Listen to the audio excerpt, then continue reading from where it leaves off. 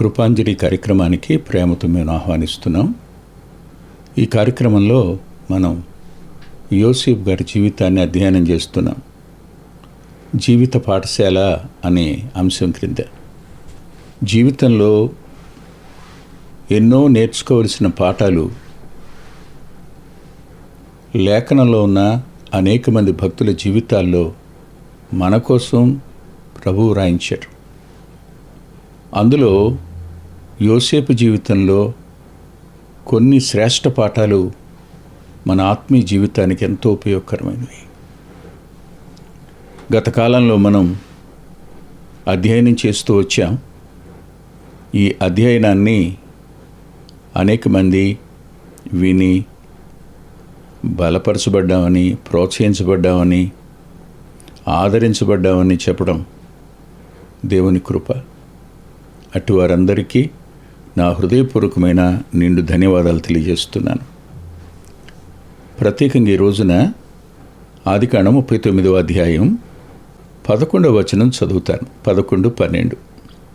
అట్లుండగా ఒకనాడు అతడు తన పని మీద ఇంటి లోపలికి వెళ్ళినప్పుడు ఇంటి మనుషులలో ఎవరునూ అక్కడ లేరు. అప్పుడు ఆమె అతని వస్త్రం పట్టుకొని తనతో చేయనిప్పమని చెప్పగా అతడు తన వస్త్రమును ఆమె చేతిలో విడిచిపెట్టి తప్పించుకుని బయటికి పారిపోయాను. ప్రార్థన చేసుకుని.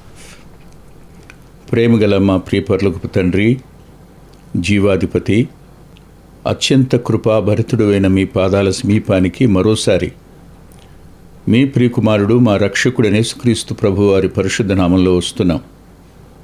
మీ దైవత్వాన్ని మీ కుమారుల్లో స్పష్టంగా మాకు చూపించారు. కృతజ్ఞత చెల్లిస్తున్నాం.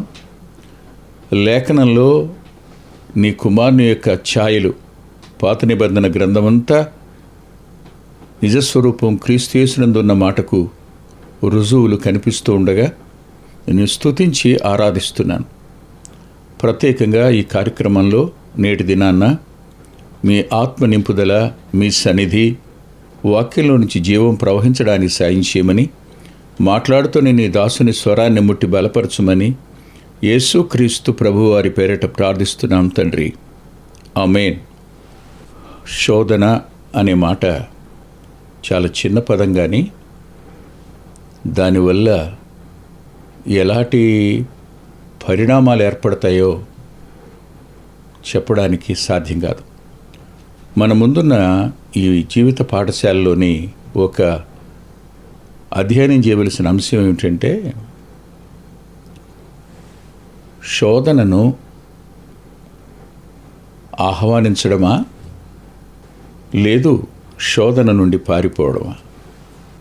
మరో మాట చెప్తాను. శోధనకు అవకాశం ఇవ్వడమా, శోధనను తప్పించుకోవడమా? శోధన వెనక ఉన్నది అపవాది, ఇందులో అనుమానం లేదు. ముందు ఉన్నది నువ్వు, నేను, మనం. కానీ చూస్తూ ఉన్నది ప్రభు ప్రక్కనే ఉంది. ఎప్పుడు ఈ స్పృహ మనకుంటుందో ఖచ్చితంగా యోసేపు ఎలా ప్రవర్తించాడో మనం కూడా అలాగే ప్రవర్తిస్తాం. శోధనను ఆహ్వానించడం అనే మాట ప్రమాదకరమైన సంగతి. ఎలా అంటే, మాంచెస్టర్ ఆర్ట్ గ్యాలరీలో స్పెన్సర్ స్టాల్హోప్ అనేటువంటి వ్యక్తి గీసిన ఒక చిత్రపటం. అందులో అపవాది ఏదెనులో అవ్వ చెవిలో గుసగుసలాడుతుంటాడు. శోధన అనేది ఎవ్వరూ లేని సమయాన్న నిన్ను ఒంటరిగా పట్టుకోవడం కోసం వేసే ఎత్తుగడ. ఒంటరిగా నీ ఉన్నప్పుడు అపవాది నిన్ను పట్టుకోవడానికి గుసగుసలాడేటువంటి స్వరం వాడిది. సరిగ్గా ఒక దైవ సేవకుడు ఇలా అన్నాడు, ఎప్పుడు ఆపోజిట్ సెక్స్తో ఒంటరిగా ఉండొద్దు అని. వారెవరైనా సరే ఒంటరిగా ఉండొద్దు అన్నాడు. అందున ఆయన అన్నమాట నేను మర్చిపోలేను, సేవకుడితో అయితే అసలు ఉండొద్దు అన్నాడు. బా, అనుభవజ్ఞుల మాటలవి. ఆ రోజు తన పని మీద లోపలికి వెళ్ళాడు. ఇంట్లో ఎవరూ లేరు. ఉన్నది యోసేపు ఒక్కడే, ఆమె ఉంది. ఇద్దరే. శోధనకు పూర్తి అవకాశం దొరికింది. ఆ ఆర్ట్ గ్యాలరీలో గుసగుసలాడుతున్నప్పుడు అపవాది తన మాట ద్వారా హవ్వ యొక్క మనసుతో ఆటలాడుకున్నాడు. శోధన యొక్క గుసగుస మన యొక్క మనసులతో ఆటాడుకోవడం అవుతుంది. ఎంతగా ఆటాడుకుంటారు అనంటే, కళ్ళ ముందు కనిపించిన ఆ పండు అంతకు పూర్వం లేని విధంగా, అంతకు పూర్వం కనిపించని విధంగా, అంతకు పూర్వం అనిపించని విధంగా అనిపించడం నిజంగా ఆశ్చర్యం కాదు? అది చూడ్డానికి ఎలా ఉంది, తినడానికి ఎలా ఉంటుంది, ఎలా అర్థమవుతుంది? ఇది అపవాది మానవ మనసుతో ఆడుకునే ఆట. ఇది సరిగ్గా సమయాన్న చూసి ఆశించడం అనేది ప్రారంభమవుతుంది. ఎప్పుడు ఆశించటం ప్రారంభమైందో ఆ చిత్రకారుడు ఆ చెట్టు కొమ్మను వంచి ఆమె దగ్గరగా తెచ్చి అపవాది ఆమె చెయ్యి చాపేటప్పటికీ ఆ చేతికి అందేంత. సరిగ్గా ఇప్పుడు యోసేపు పరిస్థితి చేతికి అందేంత కాదా? అతని మనసుతో ఆటాడుకోవడం కాదా? ఎవరూ లేరు, ఎవరూ లేరు. ఆలోచించండి ఒకసారి. లేఖనం ఎంత జాగ్రత్తగా చెప్పిందో నేను మీకు చూపిస్తాను. దయచేసి నాతో పాటు రండి. సామెతల గ్రంథం దగ్గరికి రండి. సామెతల గ్రంథకర్త ఒక మాటను ఎంత స్పష్టంగా చెప్పాడో ఆశ్చర్యం కలుగుతుంటుంది. 4వ అధ్యాయంలో 13వ వచనంలో ఇలా అన్నాడు, ఉపదేశమును విడిచిపెట్టగా దాన్ని గట్టిగా పట్టుకునుము, అది నీకు జీవము గనుక దాన్ని పొంది ఉండుము. భక్తిహీనుల త్రోవకు చేరకుము. 14వ వచనం, దుష్టుల మార్గమున నడవకుము, దాని యందు ప్రవేశింపక తప్పించుకొని తిరుగుము, దాని నుండి తొలగి పారిపోము. ఎంత గొప్ప అర్థాన్ని ఈ జ్ఞాని రాశాడో. ఉపదేశాన్ని విడిచిపెడితే, దాన్ని గట్టిగా పట్టుకోకపోతే జీవం నుండి తొలగిపోయే అవకాశం ఉంది. భక్తిహీనుల మార్గంలో అడుగుపెట్టే అవకాశం ఉంది. త్రోవలో దుష్టుల మార్గంలో నడిచే అవకాశం ఉంది. దానిలో ప్రవేశించొద్దు. తప్పించుకొని తిరుగు. 10వ వచనం వరకు, అంటే 39వ అధ్యాయం 10వ వచనం వరకు తప్పించుకుని తిరిగాడు యోసేపు. తప్పించుకుని తిరిగిన ఆ మాటకు ఎంత చక్కగా పరిశుద్ధాత్మ దేవుడు రాశాడు అంటే, దినదినము ఆమె యోసేపుతో మాట్లాడుచుండెను. 10వ వచనం, గాని అతడు ఆమెతో సేనించుటకైనను ఆమెతో నుండుటకైనను ఆమె మాట విన్నవాడు కాడు. అక్కడే ఉండాలి, అక్కడే పనిచేయాలి, అక్కడే తినాలి, అక్కడే నిద్రపోవాలి. కానీ తప్పించుకొని తిరగడం చేశాడు. ఇది జీవితంలో మనం నేర్చుకోవలసిన పాఠం. ఇది ఏది అంటినా వేరు, కానీ పాపం అంటితే అది బహు ప్రమాదకరమైంది. వాస్తవానికి ఒక మాట నన్ను చెప్పనివ్వండి హృదయపూర్వకంగా, ఎంత గొప్ప సేవ చేసిన వ్యక్తి అయినా పతనమైతే అతని సాక్ష్యమంతటి మీద తప్పనిసరిగా మచ్చబడిపోతుంది. లేనివి కల్పించి మచ్చలు వేయడం వేరును, పతనమై మనస్సాక్షి, పరలోకం, అపవాది మనల్ని గురించి నువ్వు పతనం అయ్యావని చెప్పడం, పతనానికి వాళ్ళు సాక్షులు కావడం వేరు. ఎంత దేవుని యొక్క కాపుదల ఉంటే తప్ప అందులో నుంచి బయటపడడం అనేది సాధ్యమయ్యే పని కాదు. జ్ఞాపకం పెట్టుకోండి. అంటే మనం పాపం ఎడల స్పృహ కలిగి ఉండాలి. పాపంతో ఎప్పుడూ ఆటలాడుకోకూడదు. అది ప్రమాదకరమైన పరిస్థితి, ప్రమాదకరమైన ఆట కూడా. అంతేకాదు, ఇదే ఈ సామెతల గ్రంథకర్త 5వ అధ్యాయంలో ఓ మాట అంటాడు. మొదటి వచనం, నా కుమారుడా, జ్ఞానోపదేశమును ఆలకింపుము, వివేకము గల నా బోధకు చెవియొగ్గుము, అప్పుడు నీవు బుద్ధి కలిగి నడుచుకుందువు, తెలివిని బట్టి నీ పెదవులు మాటలాడును. 9వ వచనం యోసేపు తెలివితో మాట్లాడిన మాట. నా యజమానుడు అంటూ, నిన్ను తప్ప అంటూ ఎంత తెలివిగా, ఎంత జ్ఞానయుక్తంగా మాట్లాడాడో.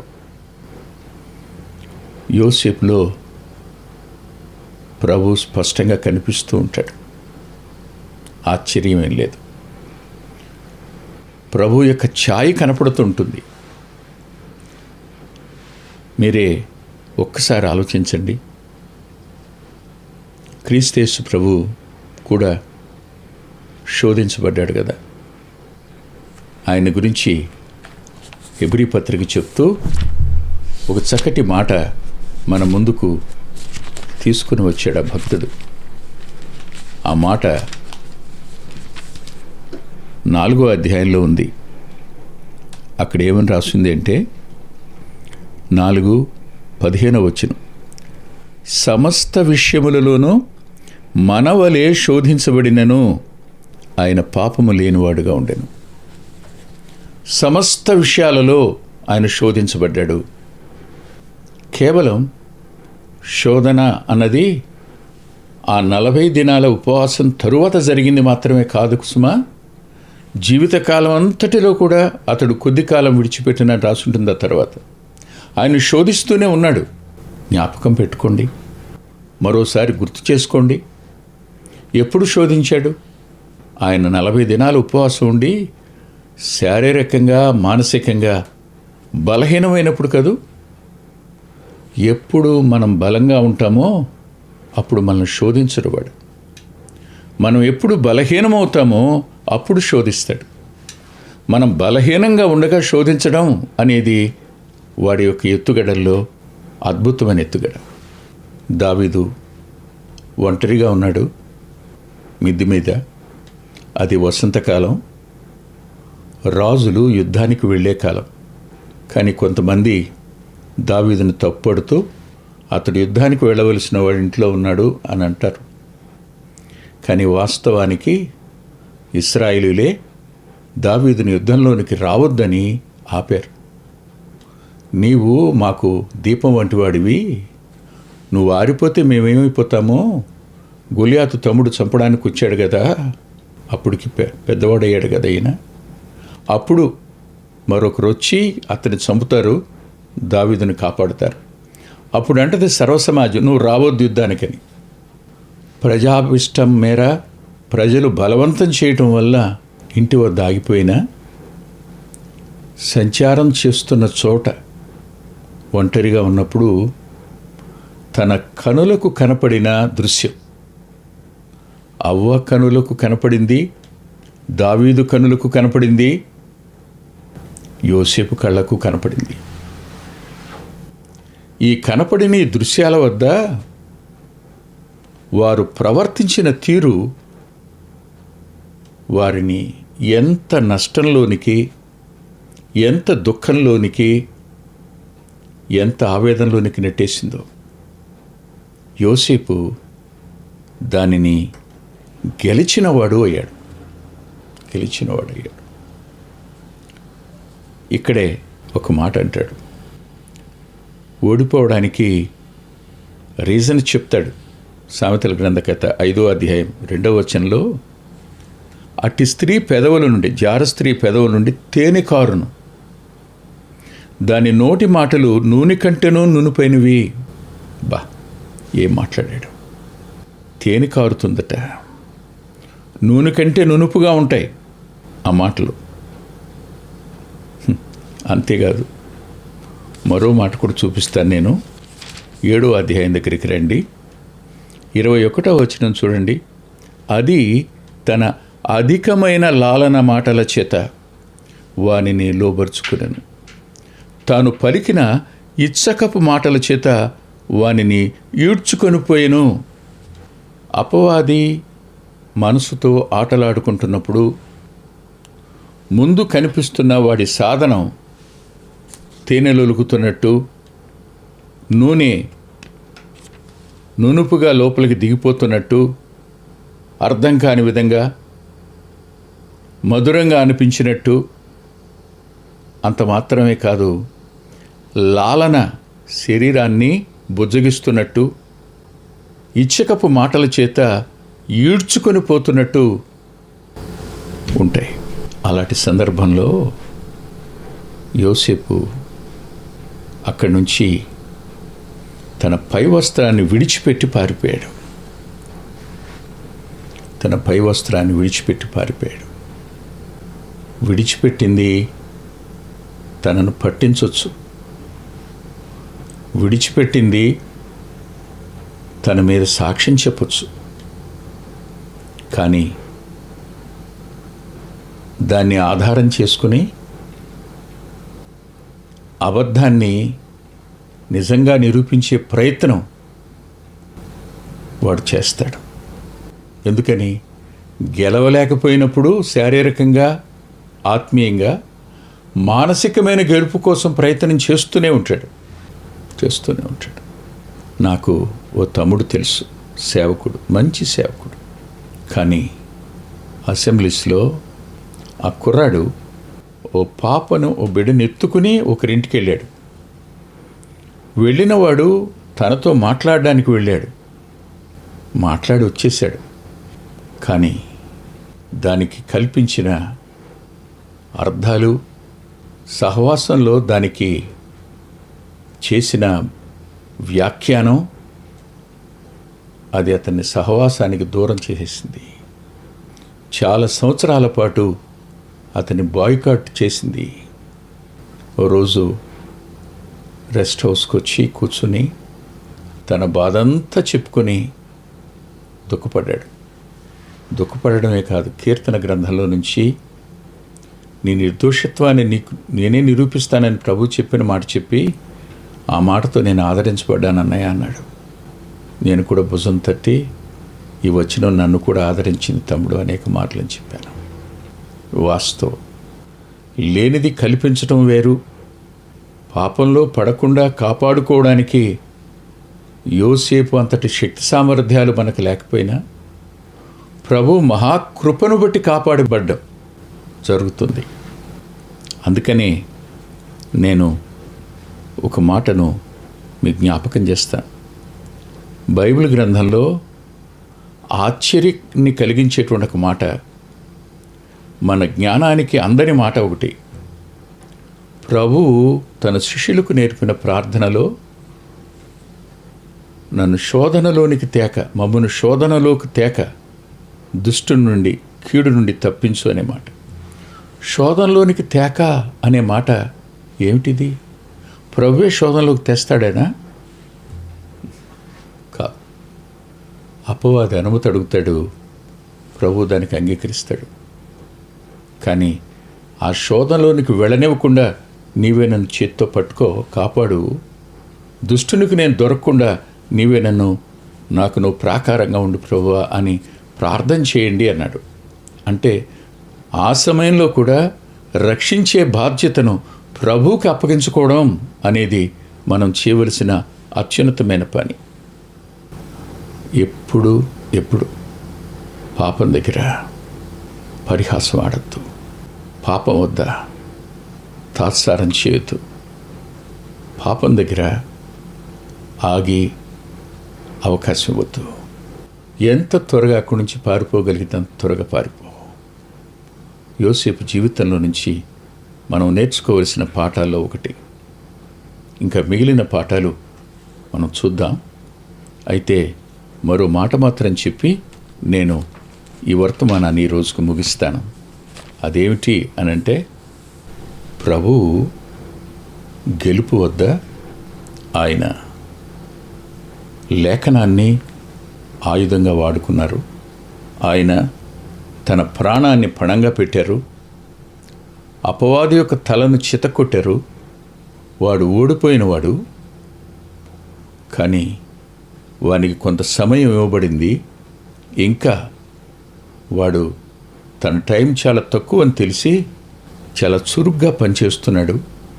ఈ రోజైనా మన జీవితాల్లోనికి ప్రభువుని ఆహ్వానిస్తే, ఆయన మన జీవితంలోనికి వస్తే, మనలో ఉన్న శరీర స్వభావాన్ని గెలవగలిగిన ఆత్మస్వభావం మనలో ఏర్పడుతుంది. ఏర్పడిన ఆత్మస్వభావం మాత్రమే కాక పరిశుద్ధాత్మనికి మనం ఆలయంగా, నివాస స్థలంగా మారుతాం. అప్పుడు ఆయన సహవాసం, లేఖనం, పరిశుద్ధుల సహవాసం మన అంతరంగానికి కావలసినంత బలాన్ని ఇస్తుంది. శోధన గెలవడానికి ప్రభు కృప తోడుగా ఉంటుంది. తల్ల వంచి ప్రార్థన చేసుకుందాం. ప్రేమగల మా ప్రియ తండ్రి, పరిశుద్ధుడైన మా గొప్ప దేవ, మరోసారి నీ లేఖనాన్ని అధ్యయనం చేయడానికి కృప చూపించారు. విన్న మా ప్రియుల హృదయాలకు ఈ లేఖనం ఉపయోగపడడానికి బోధించిన నేను అనేకులకు బోధించి భ్రష్టుని కాకుండా మరణం వరకు నన్ను కాపాడి సంరక్షించుమని యేసుక్రీస్తు ప్రభువారి పేరట ప్రార్థిస్తున్నాం తండ్రి. ఆమేన్. ప్రభుచిత్తమైతే వచ్చే వారం కలుసుకుందాం. అద్భుతమైన పుస్తకాలు అందుబాటులో ఉన్నాయి. అందులో అంత్యోక్ మినిస్ట్రీస్ నుంచి ప్రచురితమైన మీ ఆత్మీయ క్షేమానికి మేలు కలుగు చేసే పుస్తకాలు, మీ ఆత్మలను దేవుని కొరకై ఉజ్జీవింప చేసే పుస్తకాలు, ప్రభువులాగా జీవించడానికి ప్రేరేపించే పుస్తకాలను దైవాత్మ సహాయంతో రాయటం జరిగింది. పిల్లల కొరకై చిత్రీకరించబడిన 5 DVDలు అందుబాటులో ఉన్నాయి. ప్రతి DVD పిల్లలను దేవుని కొరకు ఎంతగానో విశ్వాసాన్ని పెంపొందింపజేసేవిగాను, ఆసక్తిని కలిగించేవిగాను, ఆత్మలో ప్రభువుని హత్తుకునేట్టు చేసేవిగాను ఉన్నాయి. ఈ మధ్యన వెలువడినటువంటి ఆ DVD సాధనం, అది మీ పిల్లలకు ఎంతైనా మేలు చేస్తుంది. ఆ పాటలను మీరు చూస్తున్నారు. వాటన్నిటినీ మీరు పొంది ఆత్మీయంగా మేలు పొందాలని ఒక దైవ సేవకునిగా మీకు మనవి చేస్తున్నాను. 6వ పిల్లల DVD సమయం అందుబాటులో ఉంది. 5 చూసిన వారు 6వది కూడా మీ పిల్లలకు చూపించి మీరు చూచి అంతరంగంలో దేవుణ్ణి స్తుతిస్తారని నమ్ముతున్నాను. తప్పకుండా ఈ DVDలు తీసుకోండి. 2018వ సంవత్సరం తెలుగు VBS DVD దాహం, పిల్లల ఆత్మీయ క్షేమం కోసం 10 పాటలతో దృశ్యరూపకంగా దీన్ని తయారు చేయడం జరిగింది. తప్పనిసరిగా ఈ DVD తీసుకోండి. పిల్లలకు వీటిని పరిచయం చేయండి. ఈ పాటలు మీ పిల్లలకు నేర్పండి. మీ సండే స్కూల్లో ఈ పాటలు నేర్పడం మర్చిపోకండి. నూతనంగా వచ్చిన పిల్లల DVD ఐక్యత అనే టైటిల్ పెడదామనుకున్నాం, కానీ కలిసి ఉందాం అనేటువంటి టైటిల్ని పెట్టడం జరిగింది. కలిసి ఉందాం, అది పిల్లలకు ఎంతో ప్రయోజనకరమైన DVD. దానిని మీరు పొంది మీ పిల్లల ఆత్మీయ క్షేమాన్ని ఖచ్చితంగా చూస్తారని నేను నమ్ముతున్నాను. ఆ DVDని మీరు సంప్రదించి పొందవచ్చు. సాధు సాల్మన్ గారి జీవితం, ఆయన గోదావరి నది దగ్గర ఒక ఆశ్రమాన్ని స్థాపించి అనేక మందిని ప్రభువులోకి నడిపినవారు, అనేక మంది జీవితాలను ఆయన ప్రోత్సహించినవారు. ఎంతో ప్రోత్సాహకరమైన ఈ జీవితాన్ని చదివి మీరు తప్పకుండా ఆత్మీయమైన మేలు పొందుతారు. ఎంతో దిద్దుబాటు ఈ పుస్తకం మూలకంగా జరుగుతుంది. తప్పకుండా చదవండి. గత 30 సంవత్సరాలుగా, ఇది 31వ సంవత్సరం, క్రీస్తు సువార్త పత్రిక అనేక మంది ఆత్మీయ ఆకలిని తీరుస్తున్నటువంటి మాసపత్రిక. ఈ పత్రికను మీరు పొంది మీ ఆత్మీయ జీవితాలకు మేలు కలుగు చేసుకుంటారని హృదయపూర్వకంగా మీకు సిఫార్సు చేస్తున్నాను. గత 2 సంవత్సరాలుగా పిల్లల ఆత్మీయ క్షేమం కోసం సచిత్ర ద్విమాస పత్రిక నెలవంక వెలువడుతోంది. అనేక మంది పిల్లలు ఆత్మీయంగా మేము మేలు పొందామని వారి ఉత్తరాల ద్వారాను వ్యక్తిగతంగా కలుసుకున్నప్పుడు సాక్ష్యం చెబుతున్నారు.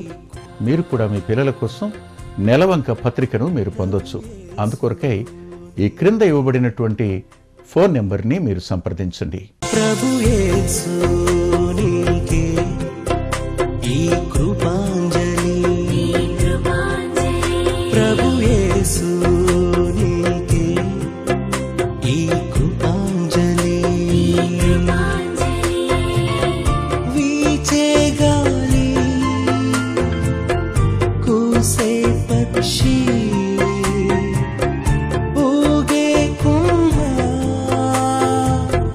వెలిగే తారా, సన్నుతించేది నిన్నే. మా చిరునామా కృపాంజలి, బ్రదర్ పిల్లా వెంకటరత్నం, రామచంద్రపురం రోడ్, గుడివాడ, కృష్ణా జిల్లా, ఆంధ్రప్రదేశ్.